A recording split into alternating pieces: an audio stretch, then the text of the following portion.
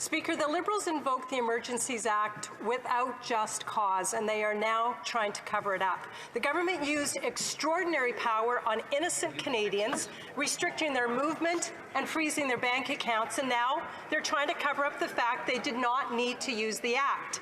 As Perrin Beatty, the author of the Emergencies Act, said, whenever you have extraordinary power, there must be extraordinary accountability. Where is the extraordinary accountability that Canadians deserve? What are the Liberals trying to hide when it comes to the Emergencies Act? The Honourable Minister of Public Safety. Mr. Speaker, I thank my colleague for the question. The accountability comes in the professionalism and the way that the police undertook their work to restore public safety. The way in which there's accountability, Mr. Speaker, is the ongoing way in which we're being fully transparent with the events that led to the invocation of the Emergencies Act, including testimony before the committee and our planned cooperation with Judge Rouleau. Mr. Speaker, we invoked the Act because it was necessary, it worked, and we will continue to be transparent about this. Thank you. The Honourable Leader of the Official Opposition. Speaker, the Liberals just trust us is not enough. This is the same Prime Minister that covered up his involvement in the SNC Lavalin scandal. He covered up his involvement in the WE scandal. He's hiding documents right now around the Winnipeg Microbiology Lab. Yep. He covers up every single scandal that he is a part of.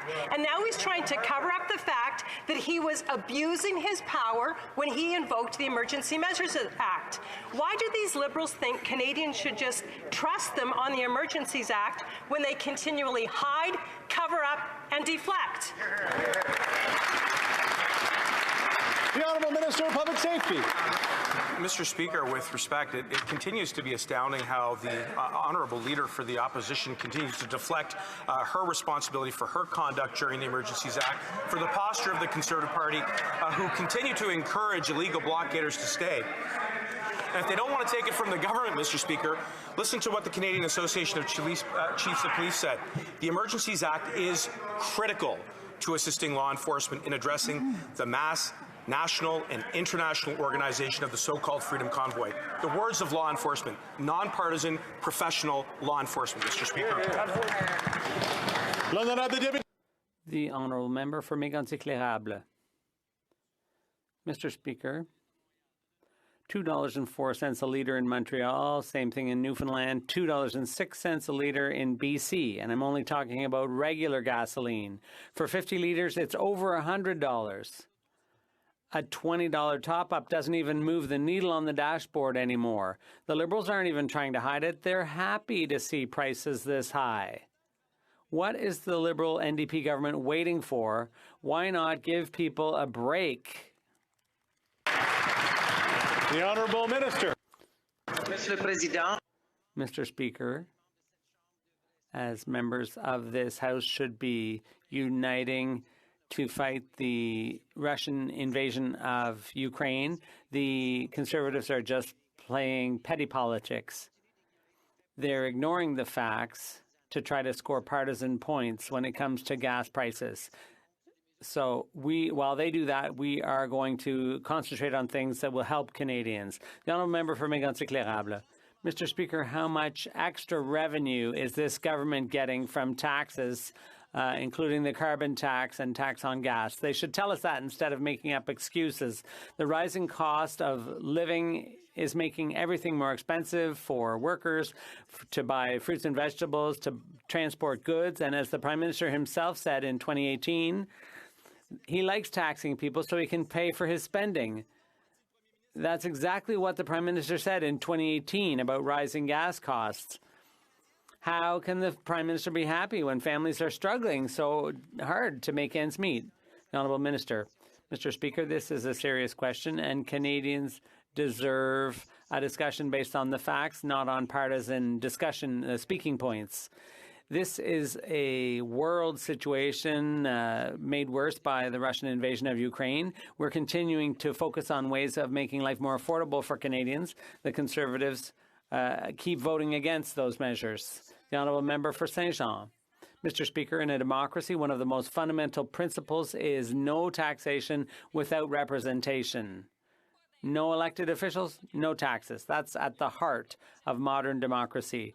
The budget and the budget implementation bill are therefore essential moments in the life of a democracy.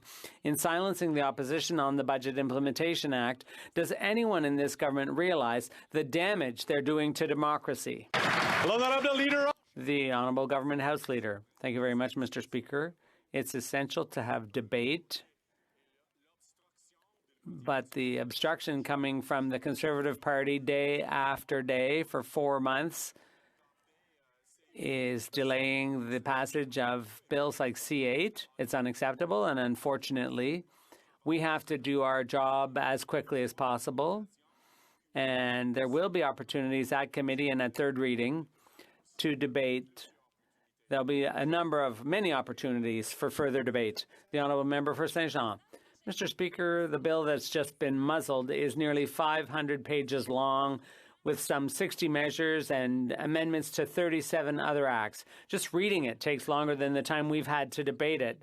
It addresses things like COVID support measures, EI, anti-Semitism, the Social Security Tribunal, and aerospace, to name but a few. Each of these issues deserves a full debate in its own right. But no, it's all being shoved down our throats. Why this denial of democracy? The Honourable Government House Leader. Merci, Monsieur le Président. Thank you, Mr. Speaker. For 5 days, we tried to get the bill through, but the problem with the Conservatives is that they're obstructing our work each and every step of the way, and that was the case for 4 months with C8, and that's the case here now, too. There are essential things in this bill, essential to Canadians, and we are 100% sure that this bill should pass, and there will be lots of opportunities at committee and back here at the House to discuss this legislation. The Honourable Member for Rosemont-la-Petite-Patrie. Mr. Speaker, while most people are paying more to meet their basic needs, there's a nasty bunch of people who are lining their pockets. In the 7 years since this government took power, owning a first home has become virtually unattainable, and it's increasingly hard to find decent rental housing at an affordable price. The real estate market is overheating and renovations are on the rise. Just yesterday, the federal housing advocate, Marie-Josée Houle, told us that Ottawa could curb this crisis by tackling the financialization of properties. Will the government listen to her? The Honourable Minister of Housing. Thank you, Mr. Speaker. Opportunity to agree with the honourable member that we need to support renters throughout Canada. We are the government that introduced the Canada Housing Benefit, and in Budget 2022, we are adding more investments in that program with a top-up of $500 on average to vulnerable renters. This adds to the over $2,500 on average that we provide to the most vulnerable members of our community who need help with rents. Merci beaucoup. The Honourable Member for Vancouver East. Canada's housing crisis has been escalated by those using the housing market to make huge profits. The largest 25 financial landlords hold nearly 20% of the country's private rentals. For every one affordable housing unit built, 15 are taken up by investors making money on the backs of Canadians. It is time to stop treating housing as a stock market. Will the government stop corporate landlords from buying up affordable housing and help nonprofits purchase them for Canadians? The Honourable Minister of Housing. Mr. Speaker, I agree with the honourable member that we need to build more rental housing in Canada. That's why, as part of the National Housing Strategy, we have the Rental Construction Financing Initiative, a program that has increased so many times over the last number of budgets, because we recognize that as a government we have a responsibility to build the next generation of affordable rental units across the country. In addition to that, while we're building more rents, we introduced the Canada Housing Benefit, which we're topping up in Budget 2022. So we agree that we need to tackle speculation. We agree that we need to build more rental housing, and that's exactly what we're doing, Mr. Speaker. The honourable member for Thornhill. Mr. Speaker, millennials were told that if they got a bunch of degrees, a skilled trade, a good job, they'd have no problem owning a home. Yet they still live in their parents' basement. The government's signature housing promise to solve this is a new savings account, but you need $8,000 a year in savings to use it. To add insult to injury, the government says that they'll give you $500 towards a house you can't afford. Wow. And that's not a typo. The more they do, the worse it gets. When will the minister actually help anybody in this country buy a home? The Honourable Minister of Housing. It's really difficult to take that member seriously on this issue because she claimed in this House that we will not build a single affordable home in her region this year, when we know that the National Housing Strategy's Rapid Housing Initiative alone has built 10,250 permanent affordable homes, Mr. Speaker, including in her region. So it's really difficult to deal with misinformation and disinformation and talking down our housing market every single day from that side of the House. Order. Order.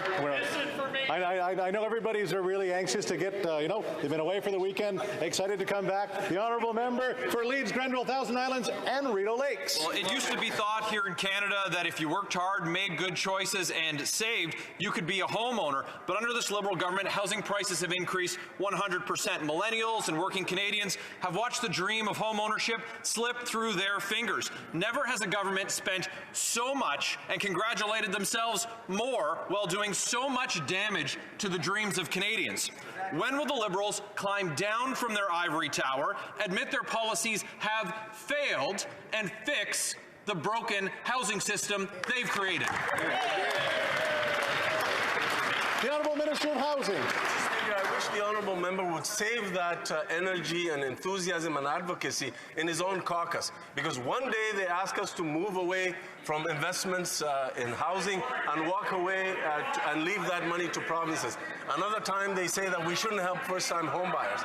In another instance, they are against the foreign ban on ownership of Canadian residential real estate. They talk down investments in affordable housing. They don't give any credit to the Canada Housing Benefit, a program that is helping tens of thousands of Canadians to pay the rent, Mr. Speaker.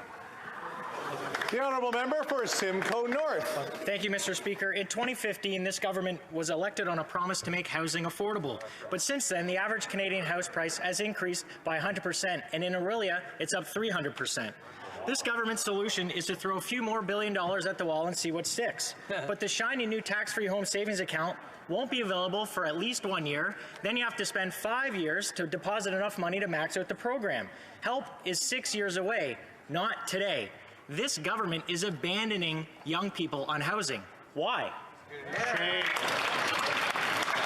The Honourable Minister of Housing. Speaker, that is absolutely not true. Just in one instance, through the Housing Accelerator Fund, we are putting on the table $4 billion to work with municipalities to increase housing supply. We know that supply is a big part of the challenge facing Canada. Canada has one of the fastest growing populations in the G7 countries, but our housing supply hasn't kept up with that.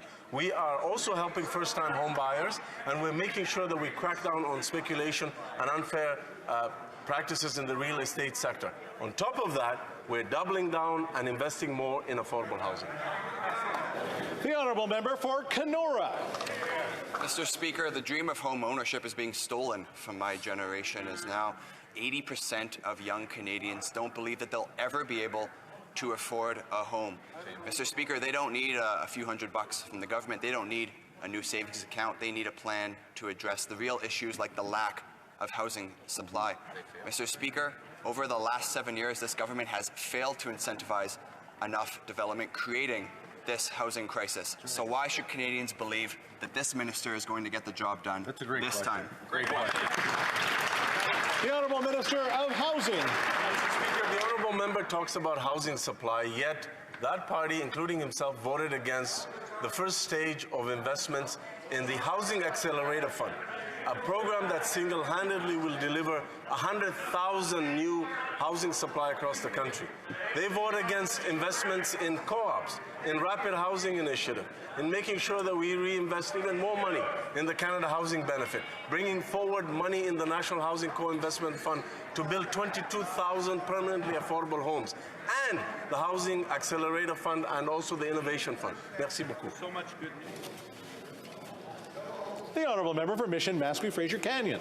Mr. Speaker, despite all of the government's rhetoric, the reality is that a price of a home continues to be unattainable for many young families. You just got to admit you failed. Now they said they're going to address housing supply, yet they excluded any measure in the Budget Implementation Act to address housing supply. Exactly. When will this government realize that promises and empty rhetoric don't build houses?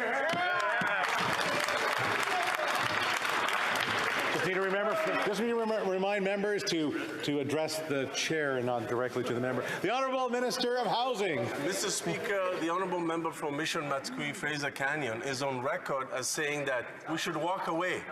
We should walk away from a leadership role and investments in affordable housing and just leave it to the provinces. That's the leadership that he's suggesting. Instead, he talks about housing supply. We are dedicated to housing supply through the Housing Accelerator Fund, 100,000 new homes, and making permanent, sustainable changes in permitting, zoning, and intensification and infrastructure to make sure we build more housing for the future.